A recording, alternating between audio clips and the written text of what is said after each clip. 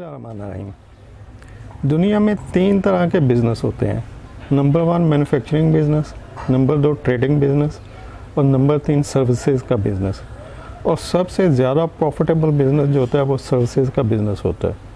Services के business को आप इस तरह से समझ सकते हैं कि डॉक्टर सर्विसेज का बिज़नेस कर रहा है, वकील सर्विसेज का बिज़नेस कर रहा है, कंसल्टेंट सर्विसेज का बिज़नेस कर रहा है, बैंकर सर्विसेज का बिज़नेस कर रहा है। मतलब हर वो बिज़नेस जिसके अंदर आप कुछ सेल ना कर रहे हैं, कोई कमोडिटी इन्वॉल्व ना हो, जिस जगह आप कोई गुड सेल ना कर रहे हो तो वो सर्विसेज होती है। तो वो सारे लोग जो सर्विसेज सेल कर रहे होते हैं, यानी कोई गुड्स इन्वॉल्व नहीं होती, उनका प्रॉफिट मैक्सिमम होता है, क्योंकि उन्होंने जो भी देना है वो इंफॉर्मेशन रिलेटेड होता है। तो जब आप इंफॉर्मेशन सेल कर रहे हैं तो इसका मतलब कि आपकी मैन्युफैक्चरिंग कॉस्ट ज़ीरो है।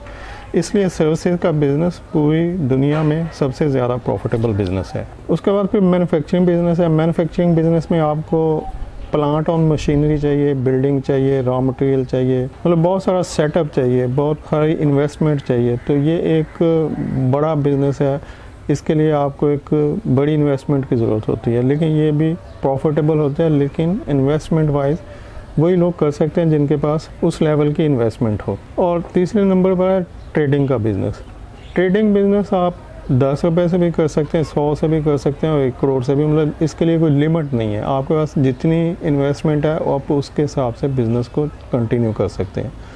जैसे एक सब्ज़ी वाला जो सुबह अगर 2-4 हज़ार रुपये की सब्ज़ी लाता है, या फेरी वाला जो 500 रुपये का कोई फ्रूट लाता है, या कोई भी बंदा जो सुबह कुछ थोड़ी सी चीज़ खरीदता है और उसके बाद उसको सेल करके अपने पैसे, अपना प्रॉफिट अपनी जेब में डाल लेता है, और जो असल कॉस्ट होती है उससे अगले दिन फिर जाके ख़रीदता है, उसको फिर सेल करना शुरू कर देता है। तो ये ट्रेडिंग बिज़नेस है कि आपने एक जगह से कोई चीज़ खरीदी और उसमें अपना प्रॉफिट ऐड करके आगे सेल कर दिया, तो ये ट्रेडिंग बिज़नेस है। अब बात करते हैं इंपोर्ट की। इंपोर्ट भी ट्रेडिंग का बिज़नेस है। इंपोर्ट में हाँ, इंपोर्ट मैन्युफैक्चरर भी कर सकता है, क्योंकि उसको अपने रॉ मटेरियल की ज़रूरत होती है, लेकिन वो इंपोर्ट जो मैन्युफैक्चरर कर रहा होता है वो उसके पर्सनल यूज़ के लिए होती है, यानी कि इन हाउस प्रोडक्शन के लिए होती है। और वो जो सेल करता है वो कोई और प्रोडक्ट होती है, यानी इंपोर्टेड मटेरियल जो आता है उससे जो आइटम प्रोड्यूस होती है वो आगे सेल होती है। तो हम इसलिए ये नहीं कह सकते कि जो इंपोर्ट उसने किया है वो उसको सेल कर रहा है।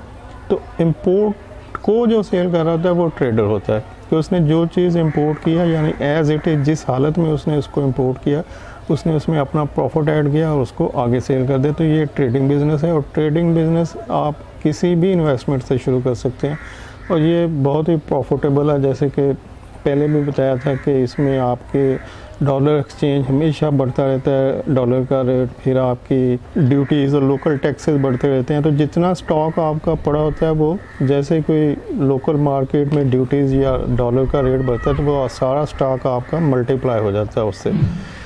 तो ट्रेडिंग बिज़नेस एक बेस्ट बिज़नेस है, लो इन्वेस्टमेंट बिज़नेस है और आप इसको बड़ी आसानी से कर सकते हैं। उम्मीद है आपको ये इन्फॉर्मेशन पसंद आई होगी। मिलते हैं नेक्स्ट वीडियो में। Till then take care and अल्लाह हाफिज़।